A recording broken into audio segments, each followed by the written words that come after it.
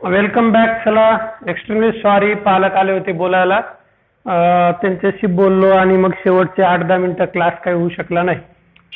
तर आता हे उदाहरण इथं स्टॉप करूया आपण का कंप्लीट करायचं?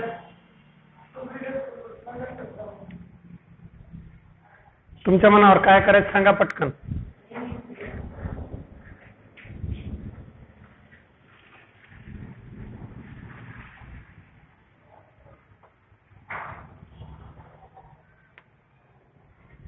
हे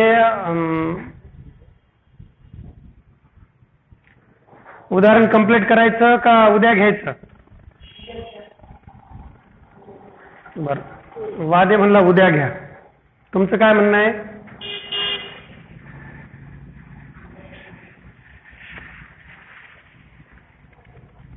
ओके, चालेल.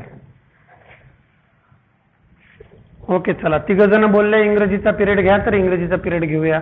Majority carries law. ओके, इंग्रजीचे पुस्तकं काढा, वर्ग 10वीचं. आणि आता आपण इंग्रजीचा तो अपुरा राहिला धडा पूर्ण करूया.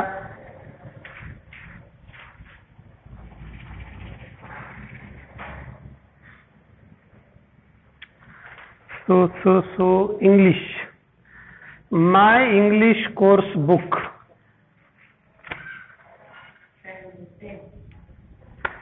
तर टेक्स्ट बुक वरती एक दीदी आणि भैया पुस्तक वाचत आहेत. आम्ही लहान होतो तेव्हा आमच्या पुस्तकावरती हेच चित्र होतं, फक्त ड्रेस मात्र आता बदललेला आहे. त्यावेळेस मुलाला पांढरा शर्ट आणि खाकी चड्डी होती आणि मुलीला निळा फ्रॉक असायचा आणि पांढरं खाली असं काहीतरी पांढरं निळं आणि मुलाला पांढरं खाकी.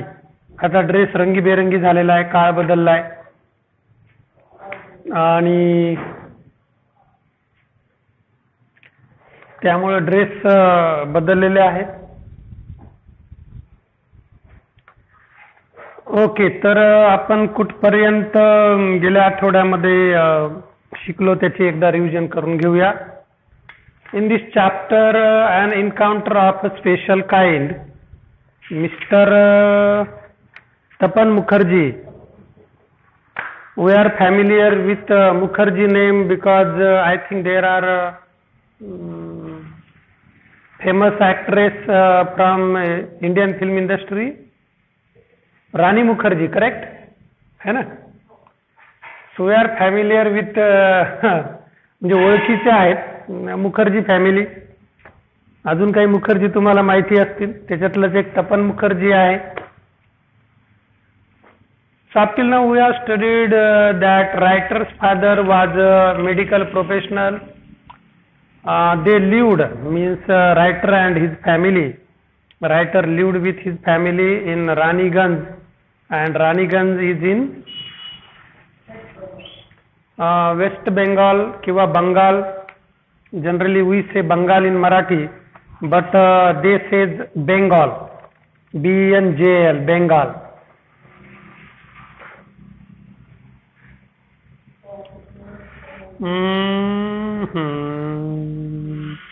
I became deeply absorbed in the book आणि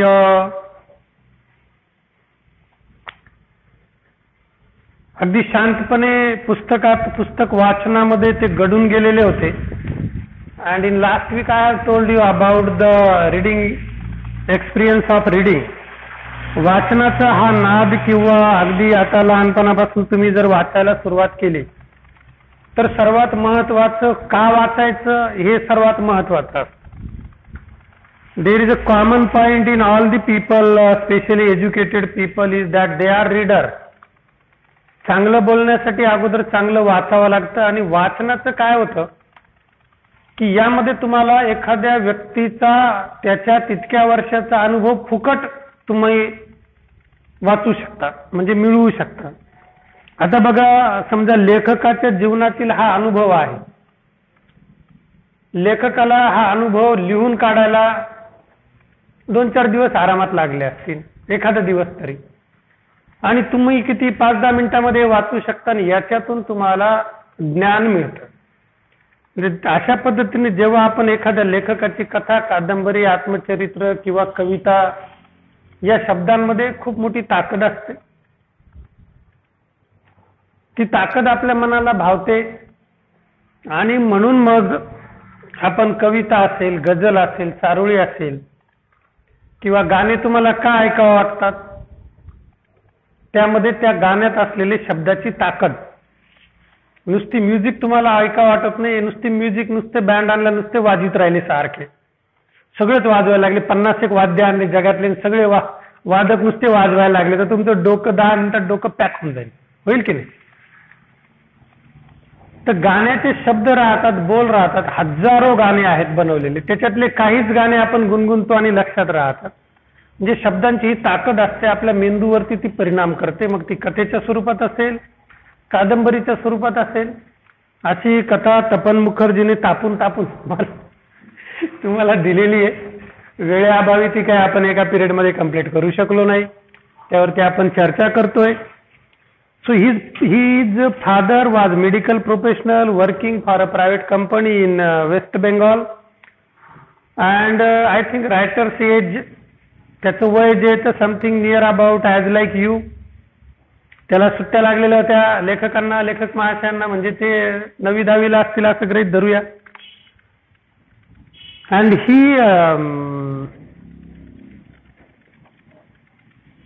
specially given an idea about how was his colony where he lived at that time. There was tall and majestic trees, colorful flowers, lush green grass. So there are butterflies, sparrows, and all other animals, especially monkeys, then dogs, squirrels, langurs. दुपारची वेळ. The situation at the time of after the healthy lunch, his parents, means his mother, father and his younger sister,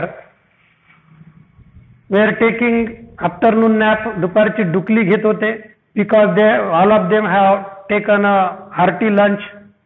गोडधोड खाल्लं होतं कच्चून, कारण तो सणाचा season होता, देवीचा नवरात्राचा सीझन होता. अशी सगळ्या वातावरणाची लेखकाने वर्णन केलेलं आहे. पुढे काय सांगतो, suddenly I heard a group of street dogs barking furiously in the distance. काही अंतरावरती, आता पुस्तक वाचन करत असताना, गडून गेलेलं असताना, पेज नंबर किती, from Gayatri Kadam Surpimpri, Gayatri page number 8 चालू आहे माय. पान क्रमांक लक्षात ठेवा. काही दिवसानंतर कदाचित अशा चिप मिळतील, मेमरी कार्ड सारखे. 10वीचा अभ्यासक्रम डोक्यात लगे असे चिप लावल्या जाईल की तुम्हाला सगळं ते चिठ्ठी सारखं ते असं लोड करावं लागेल. तर आमच्या क्लासची विद्यार्थिनी गायत्री कदम सुरपिंपरीवरून, आणि तिने विचारलंय पान क्रमांक किती. काल मला वाटतं ऑनलाईनचं एक कार्टून मी तुम्हाला एक व्हिडिओ पाठवला होता ग्रुपवरती, बघितला. What happen if you become an online engineer after taking online education? तुम्हाला तो व्हिडिओ पाठवला तर तो त्याच्यातून मुंडकं घालून वेल्डिंग करतो आणि मुंडकं अडकून बसतो. Suddenly I heard a group of street dogs barking furiously in the distance. तर हे आपल्या महाराष्ट्राला देणगी आहे की हे जे स्ट्रीट डॉग्स म्हणजे मोकार कुत्रे आपल्याकडे भरपूर आहेत. वेगवेगळ्या ठिकाणी हे वेगवेगळ्या जातीचे मोकार कुत्रे आपल्याला रस्त्यावरती हिंडताना दिसतात. तर तिथेही याचा अर्थ पश्चिम बंगालमध्ये सुद्धा मोकार कुत्रे आहेत. त्यांचा ग्रुप होता, टोळी. बार्किंग म्हणजे भुकणे, BARK, बार्क म्हणजे भुकणे. भुकायचा कार्यक्रम सुरू होता. फ्युरियसली म्हणजे एकदम तिरशाने. कुत्रे ज्यावेळेस माकडाच्या मागे लागतात, कुत्रे ज्यावेळेस एकमेकांशी भुकतात, कुत्रे ज्यावेळेस तुम्हाला भुकतात, या तिन्ही सिच्युएशन मध्ये वेगवेगळ्या कुत्र्यांचा कार्यक्रम असतो. तर फ्युरियसली म्हणजे एकदम त्वेषाने कुत्रे भुकत होते. I heard a group of street dogs barking furiously. फ्युरियसचा अर्थ अत्यंत त्वेषाने. तुम्ही वेन डिझेल युरोपियन कंट्रीजचा जो हॉलिवूडचा हिरो आहे, तुमच्यापैकी काही जणांनी त्याचे फास्ट अँड फ्युरियस सिरीज, मला वाटतं आता 7वा का 8वा कितवा तरी चित्रपट त्यांचा येतोय. वेन डिझेल त्याच्यामध्ये ऍक्टर आहे. मागे प्रियंका चोप्राने त्याच्याबरोबर फास्ट अँड फ्युरियस मध्ये 2 वर्षापूर्वी काम केलं होतं. स्टार मूव्हीज वरती वेन डिझेलचे चित्रपट किंवा युट्यूब वरती तुम्ही बघू शकता. Fast and furious he series आहे. जशी आपल्याकडे रेसची सिरीज आहे युरोपियन कंट्रीजमध्ये, तशी बॉन्डची सिरीज आहे. Bond not 7. तर हे फॉरेनचे पिक्चर तुम्ही पाहिले असतील, नसतील पाहिले तर बघा. You will get the high class technology experience. तर फास्ट अँड फ्युरियस ही एक सिरीज आहे चित्रपटाची. त्याच्यामध्ये फ्युरियस हा शब्द आलेला आहे. कार रेसिंग वरती असा डॅशिंग चित्रपट असतो.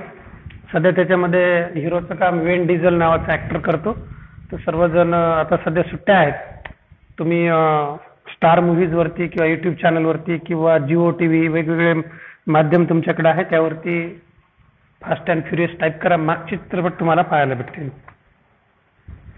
अत्यंत त्वेषाने इन द डिस्टन्स, काही अंतरावरती. I choose to ignore the commotion thinking that the pack of dogs might have cornered a hapless pig. आता अजून एक प्राणी आलेला आहे, तुमचा आमचा सर्वांचा आवडता प्राणी डुक्कर. आपल्याला याच्यामुळे आवडतो की आपण एखाद्याला तरी डुक्कर नावाने शिव्या देतो की नाही. म्हणजे आपल्या आवडीची वस्तू आहे तीच आपण दुसऱ्याला देणार. आपण म्हणतो नाही डुकरा मराठीमधून. तर मग जे आपल्या आवडीचं आहे ते आपण दुसऱ्याला देतो. म्हणून आपण या ठिकाणी आलोय पिग, हॅपलेस म्हणजे असहाय्य. वरती एक शब्द आलेला आहे, I choose to ignore the commotion thinking that the pack of dogs might have cornered a hapless pig. आता वाक्यरचनेचा जर याच्यामध्ये अभ्यास केला तर एक शब्द आलेला आहे CHOSE, चोस. त्याचा मी उच्चार चोज केलेला आहे, म्हणजे ठरवणे. आणि याचा जवळचा भाव येतो चूज, म्हणजे निवडणे. चूज म्हणजे काय? निवडणे. आता निवडणे हे चूज कधी? तुम्ही समजा बाजारात गेले कपडे घ्यायला किंवा रुमाल घ्यायला गेले किंवा आपले नाड्याच्या अंडरपॅन्टी आमच्या काळातल्या चड्ड्या घ्यायला गेले. मग दुकानदाराने एकदम तुमच्यासमोर गठ्ठा टाकून दिला, कोणती निवडायची ते निवडा. At that time we were choosing, त्यावेळेस वापरायचं चूज. आणि ज्यावेळेस ठरवून तुम्ही दुर्लक्ष करता त्यावेळेस वापरायचं चोज, CHOSE. अजून याच्यामध्ये ज्यावेळेस आता निवडणे, तर समजा तुम्ही तांदूळ निवडायला लागले, गहू निवडायला लागले, तर त्यावेळेस तुम्हाला पिक शब्द वापरावा लागतो. पिकिंग म्हणजे निवडणे. त्या ठिकाणाहून तुम्हाला काय करावं लागतं? तांदळातून खडे निवडावे लागतात. तर असे वेगवेगळे शब्द आहेत, वेगवेगळ्या वाक्यरचना आहे. सरावाने त्या तुम्हाला माझ्यापेक्षा चांगल्या माहिती होतील. चूज टू इग्नोर म्हणजे दुर्लक्ष करणे, IGNORE. एखाद्या गोष्टीकडे आपण जर खूप मग्न असेल तर मग आपण त्याच्याकडे दुर्लक्ष करतो, जाऊ द्या म्हणतो, होत असेल काही. इग्नोर द कमोशन म्हणजे खूप मोठा गोंगाट, गलका. Thinking that the pack of dog, PACK, pack हा शब्द जो आहे संच आहे. तर 2 प्रकारचे या ठिकाणी पॅक आपण वापरतो. PACK pack. इथं हा शब्द जो आहे तो टोळीच्या अर्थाने वापरलेला आहे. याला दुसरा शब्द येतो ग्रुप, मुलांचा. यालाच आपण काय म्हणतो? सेट, संच. यालाच आपण काय म्हणतो? टीम. हे म्हणजे सुद्धा संच, एकापेक्षा जास्त. असे वेगवेगळे. पक्ष्यांचा असेल तर त्या ठिकाणी आपण फॉक म्हणजे थवा. प्राण्यांचा असेल तर हर्ड म्हणजे कळप. भाकरीचे असेल तर रास, चळत असे शब्द. नोटांची गड्डी, पत्त्यांची गड्डी, पत्त्यांचा पॅक. ते लेखकाने तर पॅक ऑफ डॉग म्हणजे कुत्र्यांचा एक घोळका, एक समूह. 10-12 कुत्रे असतील, त्यांनाही सणासुदीचे दिवस होते म्हणून कच्चून खायला भेटला असेल म्हणून ते कच्चून भुकत होते. Thinking that the pack of dogs might have cornered म्हणजे एका कोपऱ्यामध्ये घेरणं. कुत्रा हा जंगली प्राणी, शिकारी प्राणी आहे. लहान सहान कुत्र्याचं पिल्लू असेल, डुकऱ्याचं पिल्लू असेल, तुम्ही बघितलं असेल, 4-5 कुत्रे मिळून एका साईडला त्याला नेतात आणि मग त्याची शिकार करतात. अगोदर त्याला भुकून चवताळून त्याला अर्धमेलं करून टाकतात, नंतर तिची शिकार करतात. लेखकाला असं वाटलं एखादं असहाय्य म्हणजे डुकरीणीच्या मागून एखादं मागं राहिलेलं डुकरीणीचं पिल्लू कुत्र्याने घेरलं असेल, एकटंच पिल्लू. बट सून काय झालं, परंतु लगेचच the barking became louder and more aggressive and the alarmed cawing of a flock of crows added to the cacophony. आता पुढचं वर्णन बघा. एखादी कथा किंवा गोष्ट लिहित असताना अशा पद्धतीने मुख्य गोष्टीच्या आजूबाजूला काय घडलं, what happen, that you have to write there, त्या ठिकाणी तुम्हाला ते लिहायचं असतं. इथं लेखकाने त्या पद्धतीने कुत्रे भुकत होते याने दुर्लक्ष केलं, परंतु लगेच त्याच्या असं लक्षात आलं द बार्किंग बिकेम लाउडर. आता हा आवाज खूप मोठा झाला, म्हणजे घराच्या आजूबाजूला असला पाहिजे. बघा सिच्युएशन कशी राहते. आणि पुढे आता याचा संबंध लेखकाने सुरुवातीला सांगितलं होतं की his house was, they were housed exactly near to the officers club. त्याच्या जवळ त्यांचं घर होतं. Barking became louder and more aggressive म्हणजे एकदम त्वेषाने. अग्रेशन त्याला म्हणल्या जातं.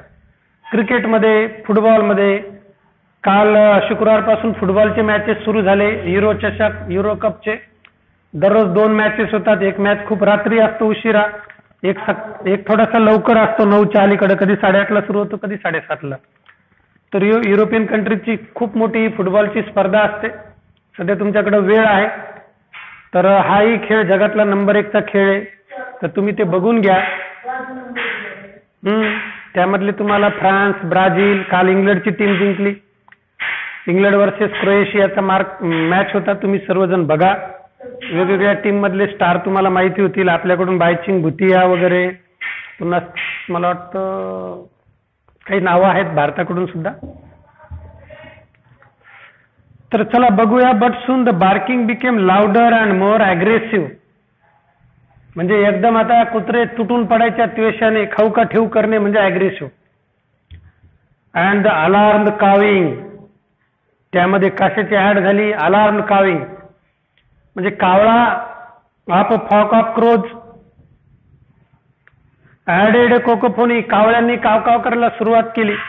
ईसापनीतीच्या गोष्टी तुम्ही ऐकल्या असतील तर जंगलातील कावळा हा एकमेव पक्षी असा आहे, काही अघटित घडत असेल तर यांनी ती ड्युटी घेतली फुकटची लोकांना, दुसऱ्या प्राण्यांना सावध करायची.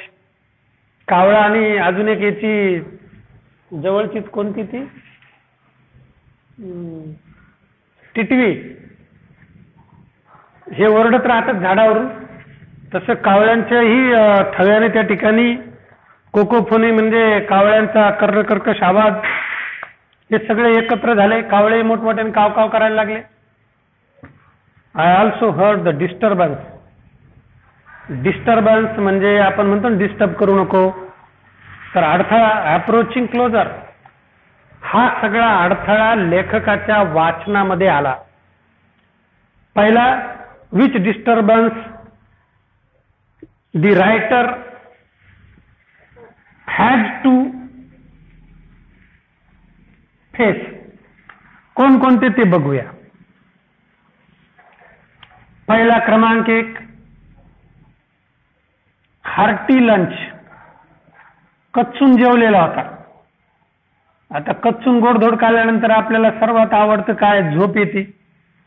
परंतु वातावरण शांत होतं, लेखकाला वाचायची हौस होती म्हणून तो लेखक झाला.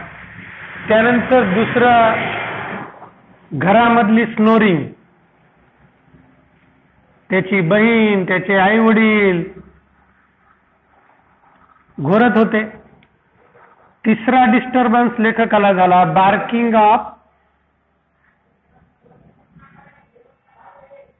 बार्किंग म्हणजे भुंकणे.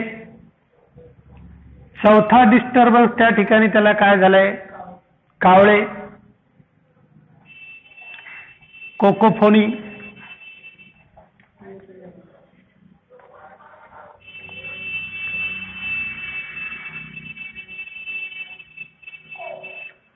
फोन या शब्द ध्वनी संदर्भात वापरला जातो म्हणून आपण त्याला फोन म्हणतो. कोकोफोनीचा अर्थ तुम्हाला दिलेला लाऊड, हार्श, नॉइजेस, कर्णकर्कश आवाज. त्यानंतर हॅपलेस पिग म्हणजे डुक्कर सुद्धा क्विक करीत असेल. साऊंड ऑफ किंवा साऊंड नाही म्हणता येणार आपल्याला, क्राय ऑफ पिग.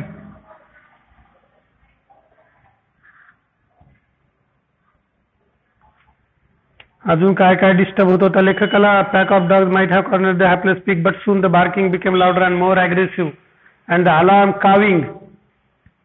क्रोधचं काय घेतलंय का आपण? कोकोफोनी म्हणजे काविंग, काव काव.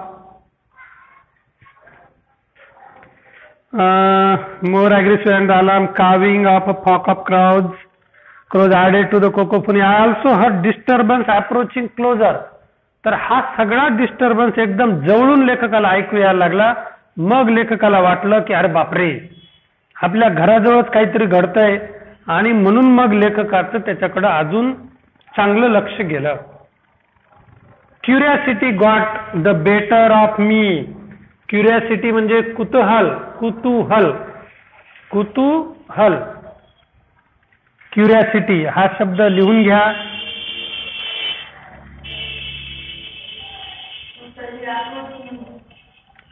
अप्रोचिंग म्हणजे चाकडे, चाकडे, जवळ येणे.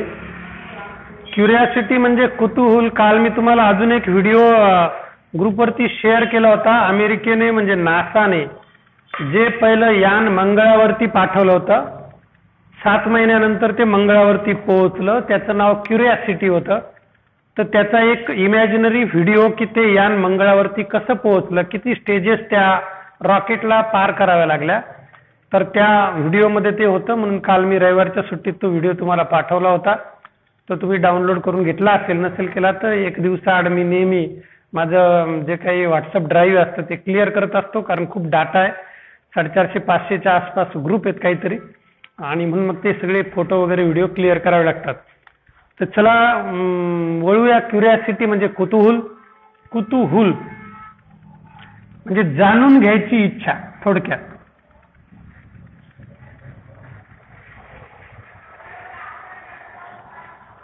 हे जन्मजात आपल्याकडे असतं लहानपणी प्रत्येक मुलामुलींना. आमच्या काळामध्ये घरोघरी एकच बाहुली असायची, म्हणजे एक खेळणं असायचं, पिढीजात. आणि आमच्या पिढीपर्यंत कैक मागच्या पिढ्या त्याच्यावरती लहानच्या मोठ्या झाल्या. आणि आमच्या घरी ती होती. आजोबांकडे म्हणजे मॅटर्नल फादर इकडं आईच्या गावाकडे आजोळी, आणि फॅटर्नल फादर म्हणजे वडिलांच्या गावाकडे, तिकडं दोन्ही घरांमध्ये ही बाहुली असलेली मला आठवते. लाकडाची काळसर अशी बाहुली असायची, तांबूस रंगाची.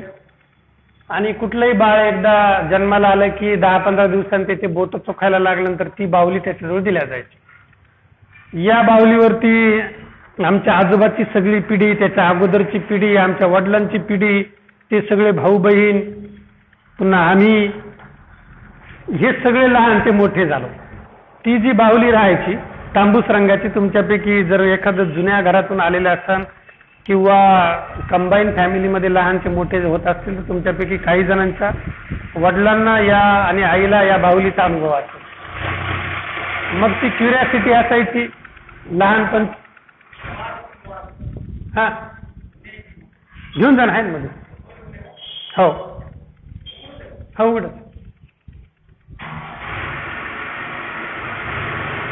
ती बाहुली आम्हाला दिल्या जायची, आणि ती बाहुली चोखत चोखत आमच्या काही पिढ्या मोठ्या झाल्या. ती कधी धुतल्या जायची नाही. जे लेकराला दिली ते लेकरं चोखायचं. म्हणजे आजोबाने जी बाहुली चोखली तीच आमच्या वडिलांनी, तीच मला, आणि नंतरच्या पिढीला मात्र ते राहिले नाही, कारण नंतरच्या पिढीला खेळणे आले. तर आम्हालाही क्युरियासिटी असायची की काय हातात दिलेलं आहे, आम्ही ते दाताने चोखून बघायचो. स्पर्श ज्ञान, कारण वस्तू जाणून घ्यायची ते एक तर आपण बघतो, दृष्टी, नाकाने वास घेऊन बघतो म्हणजे घाणेंद्रिय, तोंडाने चव घेतो, चावून बघतो, दाताने चावून बघतो, नंतर ध्वनी कानाने ऐकून बघतो, आणि स्पर्श ज्ञान हाताने आपण त्याला स्पर्श करून बघतो. कुतूहल असतं. मग सगळी ती पिढी ते काय दिले हातामध्ये म्हणून ती बावली अशी चावून घ्यायची.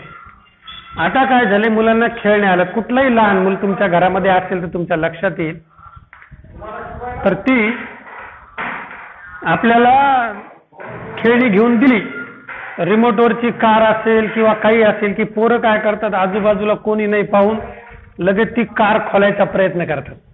तिचे चाक वेगळे करतील, त्याच्यात कोणी ड्रायव्हर बसलाय का ते उघडून बघतील, शेल काढून बघतील, शेल उलटे टाकून बघतील. असं कितीही भारीचं खेळणं घेतलं की 4-5 दिवसानंतर आपल्याला ओळखू येऊ देत नाही काय खेळणं होतं, कार होती का ट्रक होती. Why we do that? Because we have a curiosity. आपल्याला अगदी लहानपणापासून हे कुतूहल असतं, जाणून घ्यायची इच्छा असते. That is non as curiosity. तर पिढी दर पिढी ही क्युरिओसिटी बदलते. लहान मुलांना बघा 2-3 वर्षात झाले, एकदा त्यांनी मोबाईल घेतला की पालक घरी आल्यानंतर पालकांना वाटतं की लेकरू आपली वाट बघते, तर लेकरू तुमची वाट आता बघत नाही, तर ते कोणाची वाट बघते, तुमच्या जवळच्या मोबाईलची वाट बघते. आल्या आल्या ते तुम्हाला भेटल्याबरोबर त्याचं लक्ष तुमच्या चेहऱ्याकडे नसतं, त्याचं लक्ष तुमच्या खिशातल्या मोबाईलकडे असतं. Because he has a curiosity. He is interested in the mobile games. He is interested in the videos in the mobile games. So that is the curiosity for a little kids. Curiosity got the better of me. आता लेखकाचं हे कुतूहल, better of me म्हणजे याचं कुतूहल जागृत झालं की काय होतंय. कुत्रे भुकायला लागले, डुक्कर इवळायला लागलं, कावळे काव काव करायला लागलेले आहेत. Leaving the book aside. Aside म्हणजे बाजूला. मग लेखकाने ते पुस्तक बाजूला ठेवलं. I rushed to the veranda. Veranda इंग्रजीतून व्हरंडा म्हणतात, त्याला आपल्याकडे ओसरी असं म्हणतात. म्हणजे घराच्या समोर पुन्हा एक अशी चपला बुटं ठेवायला, गाड्या ठेवायला, काही रिकामं साहित्य ठेवायला, किंवा काही मोक्कार पाहुणे आले बिनकामी तर त्यांना बसायला, पाणी पाजून कटवायचे पाहुणे, त्यांच्यासाठी आपण घराच्या पुढे ओसरी किंवा वरांडा करतो. तर हा वरांड्यामध्ये धावला लेखक. I rushed to the veranda to see what is going on. Rush, RUSH. Rush म्हणजे धावणे, गर्दी करणे, गडबडीने जाणे. यामध्ये अजून एक तुम्हाला असा जवळचा शब्द येतो गडबडीसाठी, मला वाटतं हरी येतो ना, HURR. हरी म्हणजे गडबड. तर इथं लेखक गेला. कुठे गेला लेखक? वरंड्यात गेला. कशासाठी? To see what was going on. काय घडतंय हे पाहण्यासाठी लेखक वरांड्यामध्ये गेला. आता लेखक वरांड्यामध्ये गेला. लेखकाने तिथून काय बघितलं हे लेखक आता वर्णन करणार आहे. लेखक पाहीपर्यंत मी आता एकदा पाणी पिऊन घेतो, तुम्ही पण पाणी पिऊन घ्या.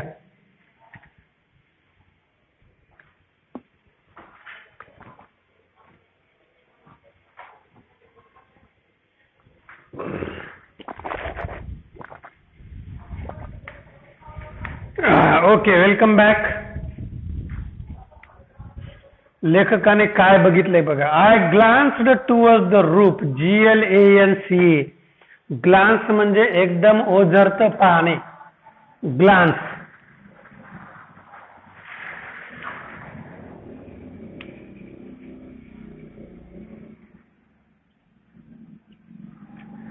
म्हणजे थोडक्यात सगळीकडे अशी नजर फिरवली. क्रिकेटमध्ये हा शब्द वापरला जातो, बॅटिंग मध्ये ग्लान्स. म्हणजे बॉल आलेला आहे, बॉलला एकदम स्लाइट ग्लान्स करायचं. म्हणजे आपण मनगट वळवतो समजा मिड ऑफ कडे, आणि बॉल जातो समजा इकडे लेग साईडला निघून, अशा पद्धतीने म्हणजे फ्लिक त्याला म्हणलं जातं. किंवा ग्लान्स करणे म्हणजे नुसती त्याला दिशा दाखवणं. खूप स्पीड मधला बॉल आहे, आपण बघतो अप्पर कट मारणे, ग्लान्स करणे, हा शब्द क्रिकेटमध्ये वापरला जातो. लेखकाने ओझरती नजर टाकली सगळीकडे काय घडतंय ते बघण्यासाठी. Glance towards the roof. छताकडे बघितलं. काय कार्यक्रम सुरू आहे? Of the club. कोणतं छत? क्लब.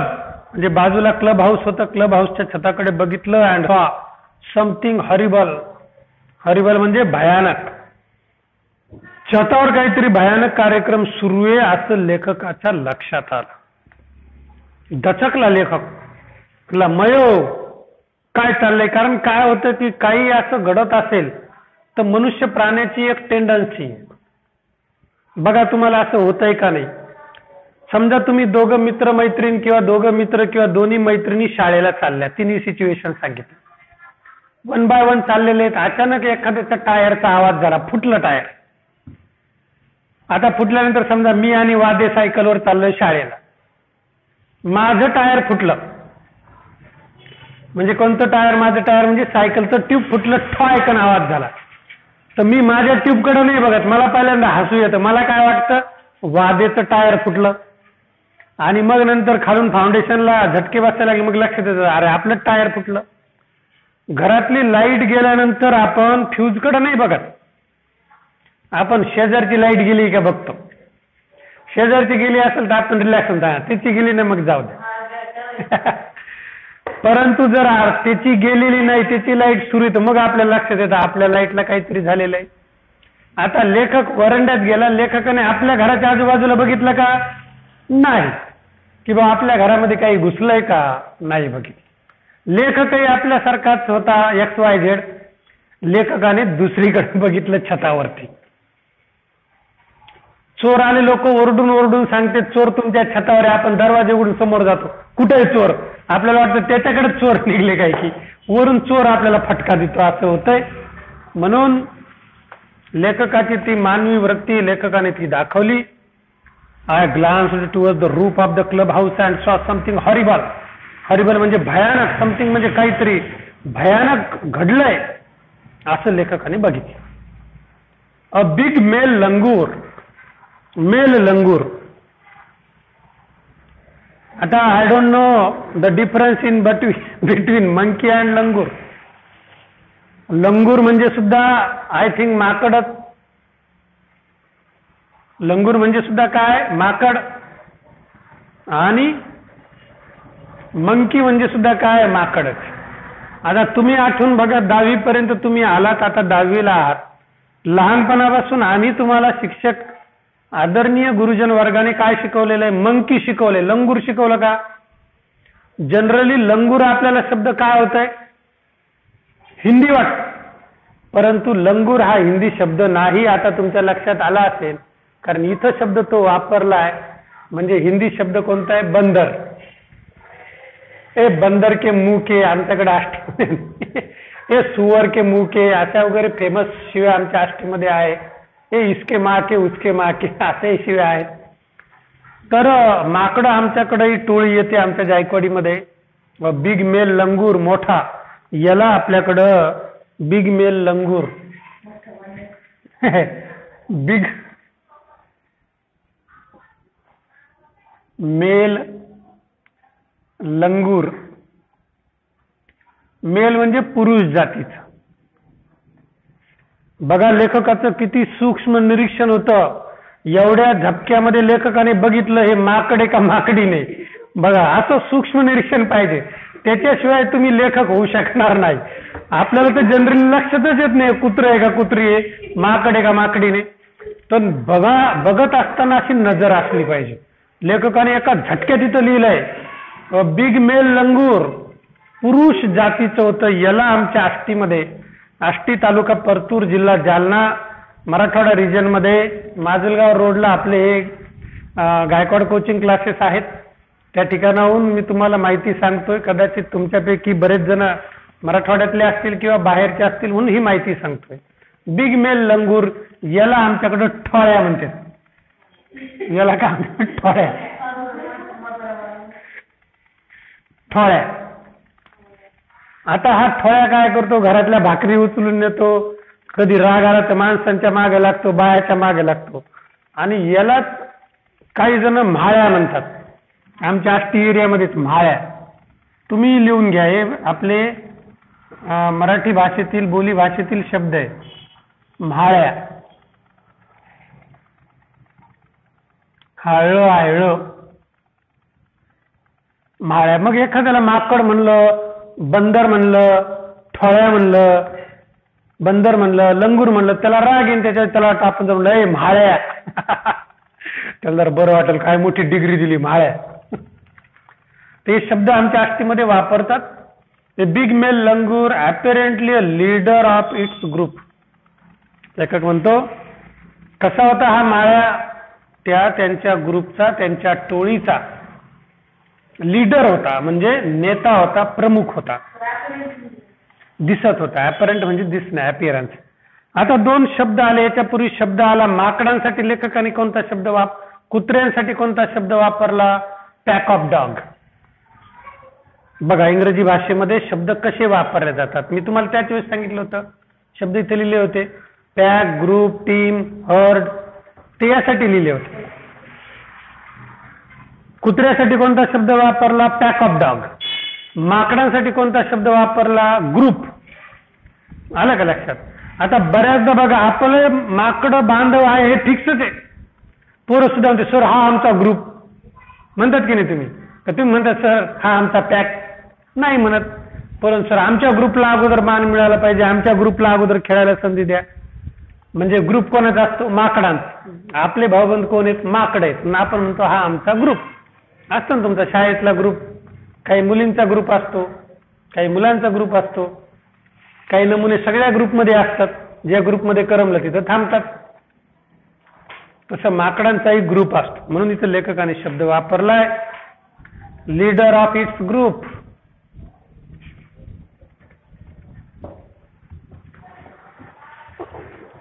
हा बोला, कोणीतरी आवाज देत आहे.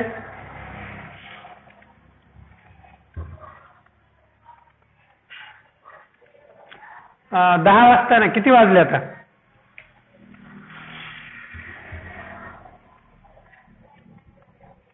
ओके, हा क्लास थोडा उशिरा सुरू झाला तर बेटा होईलच आता सुरू. तर तू साक्षी आहे का?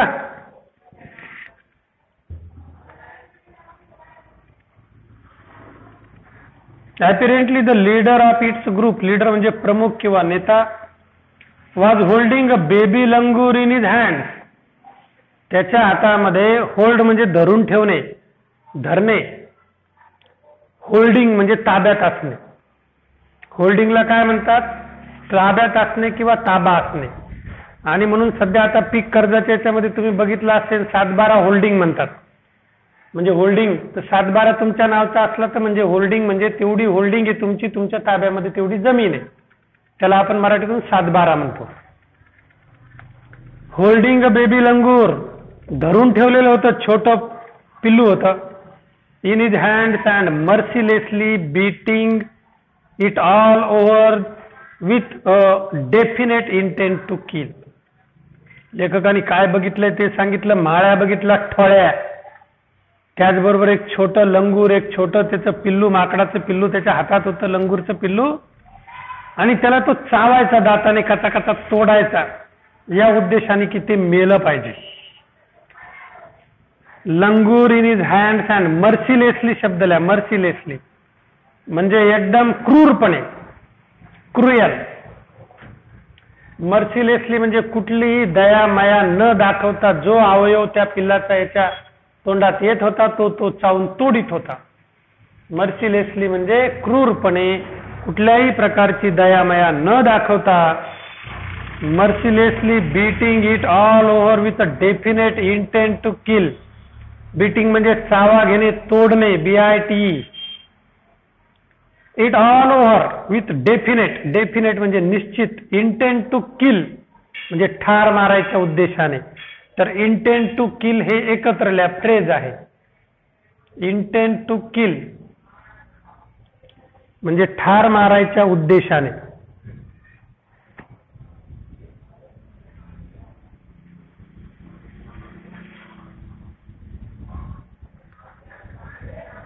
ओके, घेतलं लिहून? beating it all over with a definite intent to kill. The helpless mother of the baby and other lesser member of the Langur group were scattered on the roofs of the buildings nearby watching the baby being killed. मग त्यांच्या ग्रुपमधले इतर जे काही माकडीन होते, छोटे छोटे पिल्लं होते, इतर जे काही माकडं होते, या ठोळ्यापेक्षा किंवा म्हाळ्यापेक्षा लहान, ते बाजूला गप बसून होते. काय करणारे? हा त्या पिल्लाला ठार करायचा याचा कार्यक्रम सुरू होता. हेल्पलेस मदर, असाही अशी कुठलीही जिला कोणी मदत करणार नाही अशी त्या छोट्या पिल्लाची आई.